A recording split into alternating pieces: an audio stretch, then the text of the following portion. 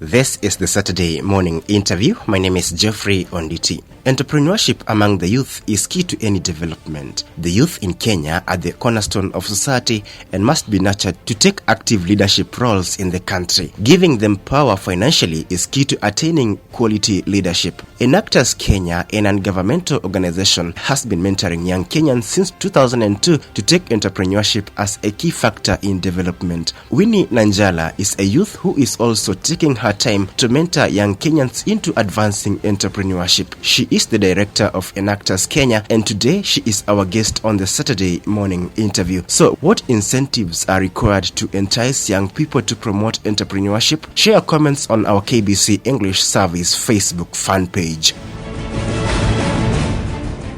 Welcome to the studio, Winnie Nanjala. Thank you, Geoffrey. How have you been? I've been good. How's your Saturday morning?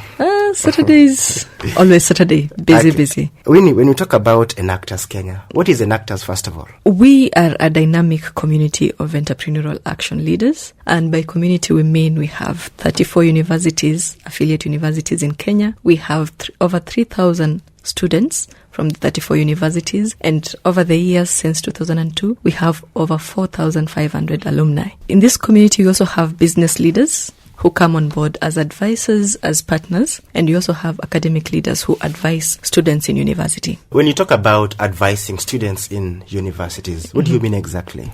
When our students become part of ENACTUS, they go out into the community and do a number of activities. Of course, we do training for them to enable them do the activities, and one of the major parts of what they do is community outreach projects.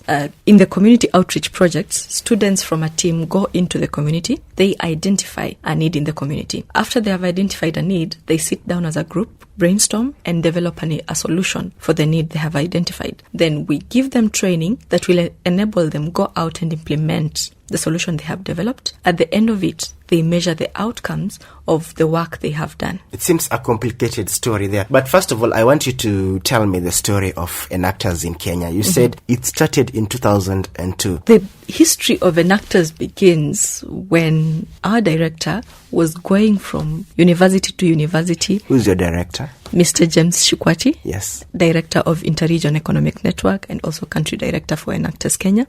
He was going from university to university, having debates and discussion on market economics. After this point, he met someone who says, there is this organization that is doing more than just debates. It's even empowering young people to go out into the community and learn something about market economics and not just talk about it. So that's when he met a friend who was then at the SIFE, then it was called SIFE, the International Office, yes. Students in Free Enterprise, yes. International Office, and then that's when he was connected to the International Office. Then after that, ENACTUS was launched in Kenya, as then called SIFE Kenya. I want to take you back into entrepreneurship in Kenya today.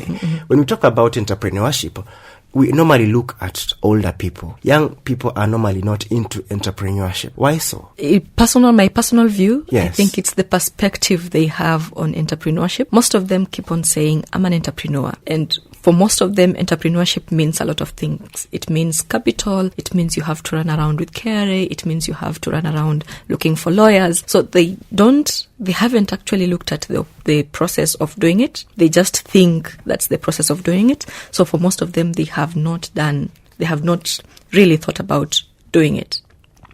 They're just afraid of the process of doing it. And then also most think that the process of entrepreneurship requires a lot of capital. So unless they understand that you have to do it and just do it. Don't you think so that the process of entrepreneurship needs a lot of capital? Not necessarily, because there are people who have started with 100 shillings.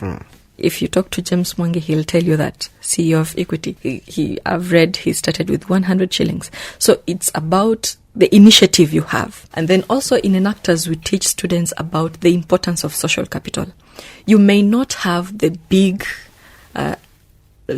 bag of money to start out as an entrepreneur like right now, but then you have the connections, the people who will enable you go out and do something good. So you must not have 100 shillings like Mwangi. It's not necessarily 100 shillings, yes. but I know of students in ENACTUS especially who have started out with what they have. They started out with talent. Then after that, their talent got them the money they require. And right now, they are entrepreneurs exporting goods to other countries. I've talked to several young entrepreneurs also in this country. Some started from very humble beginnings and now they are doing very well in the society.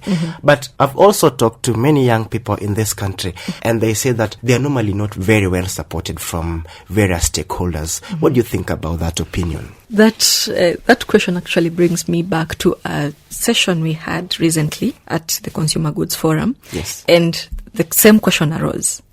But then the result was many young people do not know how to engage the mature people, if I may call them that. Yes. Because they have a different way of communication from young people. If you look at our conversations, they don't necessarily go together. The words we use and the language we use, it's like two different parts of the world. Young people have their jargon and older people have their jargon. So if we want these people to help or to work with them, then we have to figure out a way of how these people, these two different groups with different characteristics, will communicate together. But don't you think these young people should stand by those jargons? Yeah, if they want to stand by the jargons, they have to stand by the jargons. But then, they also say when you go to Rome, you do what the Romans do. If you want help from this person, you have to speak in a language they understand. If you keep speaking in something they don't understand, they won't get you what you need. Yes. Let me take you back again. In this country, we have several funds. For example, we have the Uwezo Fund. We have several funds in this country that the Youth Enterprise Fund, for example, for young people.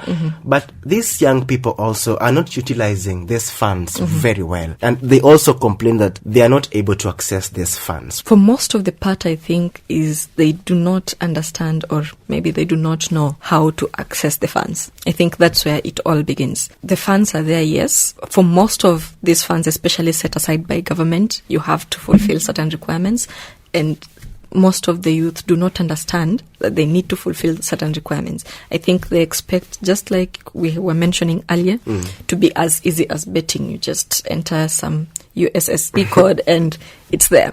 That's not how it's run, because the first process is you have to go through setting up an entity that if we give you this money, you're not just going to disappear.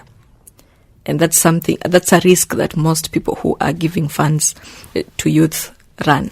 As a young person, as Winnie Nanjala, when you talk to this young person, for example, a 20-year-old, a 25-year-old, and probably he or she wants to be an entrepreneur, what advice do you normally give this person? I think the first thing I normally give them is make sure you build your social capital. It's a very, very powerful thing to have. Social capital, you mean? By social capital, I mean the people you are studying with. You interact with. The people you interact with on a daily basis. And it starts with your classmates. Because those are the people who will be in the other positions, in the big positions in the coming years. Because like we always say, we work with youth because they are the next generation of leaders. And these are the people who will enable you move to places. Then when you interact with other people, how do you interact with them? Do you inspire trust? Yes. What kind of emotion do you inspire in these people? So that next time when you're coming for something, they're easy to say, yeah, we can do this together. So in Kenya, do we have these people that the young people can interact with easily? We do have quite a number of people that young people can interact with easily. I mentioned young people. Yes. For example, we have Eric Kinoti, and he's given a lot of mentorship advice to young people. We also have a number of people who young people can interact with. I'm looking for an easy example that young people can... Try harder. I learned today of someone known as, let me just give the easiest example that comes to mind, Joseph Musheru. Yes. I know he's not that young, but he's an example of a young person who started out as an ambassador for Google, and now he's the CS of technology. He's our CS. Yeah, he's the CS of technology in Kenya. Yes. So those are the people. And for most of these young CEOs, I can also give an example of Michael Macharia, the CEO of 7Cs Technology. These people are easy to talk to.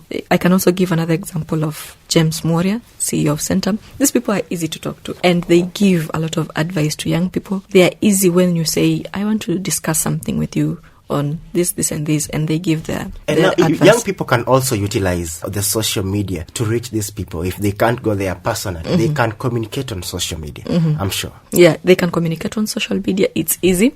For me, for example, I communicate with a lot of people on LinkedIn. Just have a chat, and they give you a lot of insights on how to do things and how to carry out whatever it is you're stuck at. So it's something that young people need to explore and use. Winnie, let's go back to the issue of ENACTUS and what you're doing in this country. You said you started in 2002 in Kenya, probably because we love history in this country. What has been your success story?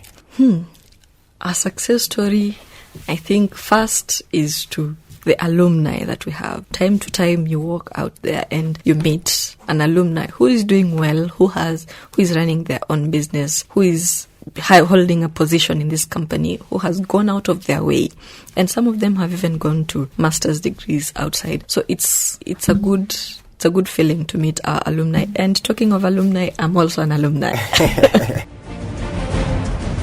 This is the Saturday morning interview. Today, our focus is youth and entrepreneurship. I'm speaking with Winnie Nanjala, a youth who is also taking her time to mentor young Kenyans into advancing entrepreneurship. She is the director of ENACTUS-Kenya. So, what incentives are required to entice young people to promote entrepreneurship? Share comments on our KBC English Service Facebook fan page.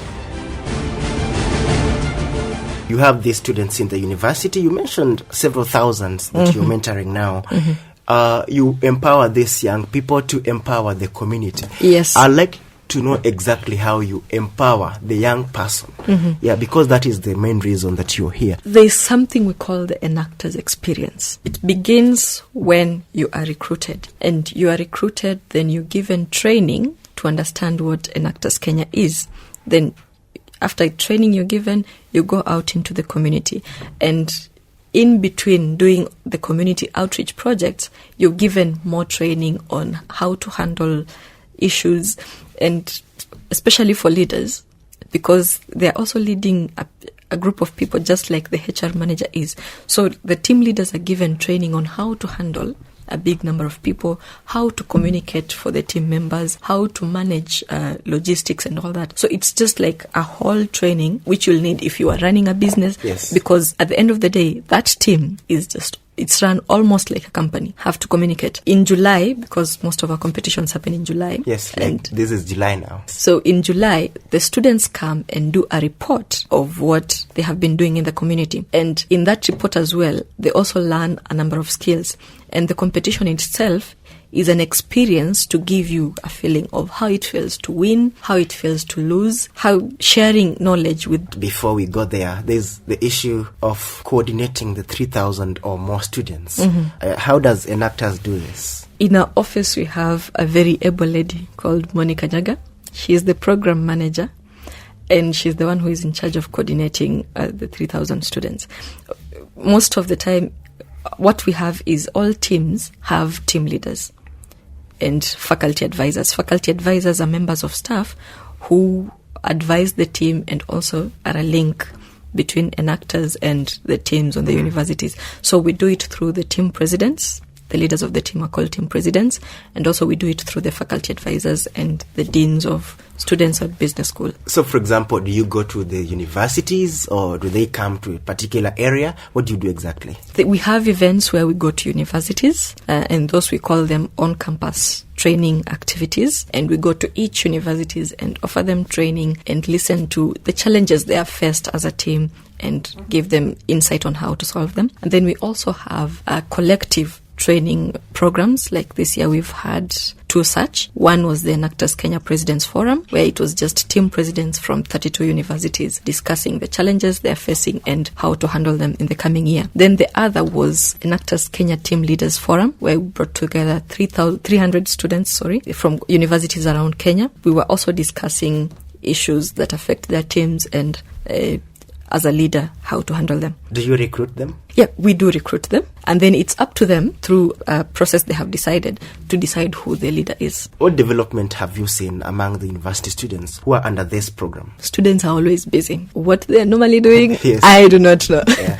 But in terms of development, I've seen a lot of development, because then what ENACTUS does is it teaches you responsibility, accountability. It teaches you how to have the innovation, because some of these challenges they see in society are not the normal challenge, and how to solve them. Then you have to be innovative, you have to be creative in order to be able to come up with a challenge. And for me as a person, most of the development I felt I got from ENACTUS as a student was a more personal, because then you learn skills you didn't think you needed. We have students from public and private universities. So far right now we have 16 private universities and 18 public universities on board. Let's talk about the competition that you normally have every year in July. What is it all about, this competition? It's about students showcasing the entrepreneurial activities they have done in the community. After they have done the community outreach projects, they do the reports, and it comes as an annual report, what they have done. Then it's also a 25 minutes presentation, 3 minutes setup, 17 minutes presentation, and then the question and answers for the judges. So the students come and they present their report to the business leaders. By business leaders, we have leaders in companies such as KPMG, Safaricom, and we have many others who have signed on. Right now we have judges who have confirmed to come. Then after that, the judges then sit down through a judging criteria which was done by KPMG International, because it's all the same for all ENACTUS countries. They decide through that judging criteria which team had the most impact on the community, talking about impact economically, socially, and environmentally. So it's a practical thing. It's a practical thing. It's not just an idea. It's, have you gone out there and done this project? The fun about it is that the judges know how to figure out the person who did the work and the one who did not. They just know, because they're business people. They're doing this work every day. So they just know how to see through to that student who is lying and the one who is saying the truth. Those who've won the awards before, what has been their progress after winning? What we do is we empower the community. So for most of, especially since I've those been there, who've won the award, yes. It's not, what we say in ENACTUS is we all win. Yes. But then for the national champions, if I can say for all teams, is then the project keeps going. In some cases, the business leaders then see something they like and they say, we want to do this project in this and these places. And so like we've had a project from Nazarene Universities on mobile app. That was what won last year. And they proceed to the World Cup. The national champions proceed to the ENACTUS World Cup to again battle it out with 36 other teams from other nations. Yeah. Yes. So ENACTUS is worldwide, not just Kenya. No, it's not just in Kenya, it's worldwide. Yes. In 36 countries. Yes. Doing these activities, how do you think, for example, ENACTUS will change the attitude of Kenyans or the young Kenyans into doing businesses, into developing into a mature nation? I think we challenge the students to think just beyond the normal solutions they normally give. You see, like we had the Mr. Bitangendemo recently say you give the young people, the former peers, yes. He said if you give these young people money, 10 of them will come up with the same idea. But then what ENACTUS does is it challenges you to coin something that is specific to the need of that community. And that's why they do the needs assessment. Most young people just think about starting a business and they're set in their mind because they saw so-and-so do it. And then they'll do the same thing. But then they haven't done a needs assessment. They do not know that this is what is needed. So we teach them to start from the needs assessment, because then you're creating something that someone will buy. How do you assess your need? They go out into the community and determine a challenge. So be it through questionnaires, because some of the things you see them, but then the challenge is not what you see at face value. The challenge is just more than what you see. Now we have like students from University of Eldoret, that was formerly Chepkoilel campus. They have, they're working with people from the market who are getting low returns on their inventory because of Now the reason is poor storage. But from face value, that was not the challenge that was seen. They were just seeing a lot of waste groceries going into the dustbin. Yes. Yeah. As we are winding up the Saturday morning interview, Winnie Nanjala, what could be your very special message to young people, because you are also young? I think my special message is think about being an entrepreneur. And if you're in university out there, feel free to join us for the 14th ENACTUS-Kenya National Expo. Where? At the KCB Leadership Center. It will be on July 14th and 15th. Feel free to join us, register. You send an email to enactuskenya@irenkenya.com or call us in our office and we'll be able to direct you. Join us and learn a lot from us. Thank you very much, Winnie Nanjala, for your time and participating on the Saturday morning interview on KBC English Service. Thank you very much for having me, Geoffrey. And with that, we come to the end of the Saturday morning interview. Today, our focus has been youth and entrepreneurship. I have been speaking with Winnie Nanjala, a youth who is also taking her time to mentor young Kenyans into advancing entrepreneurship. She is the director of ENACTUS-Kenya. Till next week, my name is Geoffrey Onditi.